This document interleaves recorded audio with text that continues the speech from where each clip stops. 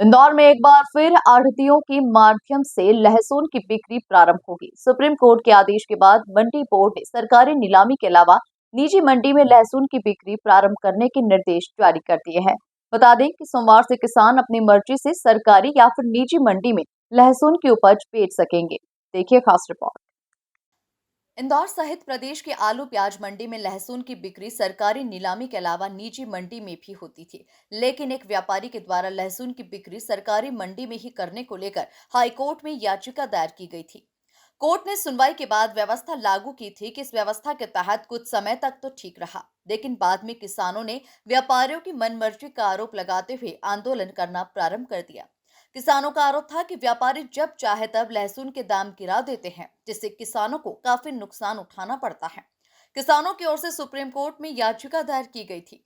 Supreme court ने लहसुन को सब्जी की श्रेणी में मानते हुए किसानों के हक में फैसला दिया। किसान अपनी मर्जी के मुताबिक सरकारी या निजी मंडी में लहसुन की बिक्री कर सकता है।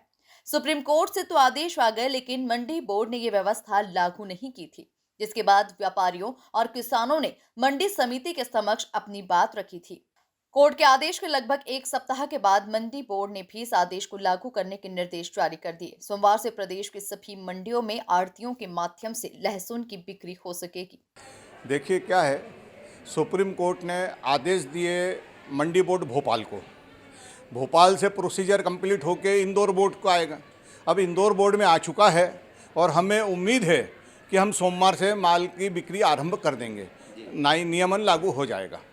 देखिए क्या है, सोच में और कानून की प्रक्रिया में अपना अपना अंतर होता है। जब ये कोर्ट केस चल रहे थे तो कोर्ट केस कानून के अंतर्गत होते हैं, वो कानून की प्रक्रिया के अंतर्गत ही ये सब काम हो रहे थे। यहाँ से रिव्यू गया, रिव्यू से हम सामने वाला सुप्रीम कोर्ट गया, सुप्रीम कोर्ट सुनवाई हुई, वहाँ से स्टे हटा, वहाँ से फिर भोपाल बोर्ड आया। तो ये सारी प्रक्रिया में थोड़ा सा समय लगता है, आदमी असमंजस में रहता है कि क्या चल रहा है, जबकि कानून की प्रक्रिया अपनी गति से चलती है। भाई लाभ तो किसानों का है ही। जब किसानों की अभी लहसुन है, नई लहसुन भी आ रही है, व्यापारियों के मार्फत आएगी, आढ़तिया बेचेगा तो उसको सभी तरह की सहूलियत आढ़तियों के थ्रू रहती है। इसका जो सबसे बड़ा मूल अंतर है, सरकारी मंडी में किसान को खुद को आना पड़ता है, रात रात भर 2 रात 3 रात उसको यहाँ पड़े रहना पड़ता है, जबकि आढ़तिये की दुकान पे वो माल भेज देता है क्योंकि विश्वसनीय उसका रहता है और अपने घर पे ही बैठ के वो पूछ लेता है मेरा क्या भाव बिका, इतना विश्वास उसको है। और हम लोग यहाँ से बैठ के उसका आरटीजीएस या पेमेंट उसको भुगतान कर देते हैं, तो उसके लिए उसके पास भी समय बचेगा, अपने दूसरे कामों के लिए, खेती के लिए वो समय दे पाएगा।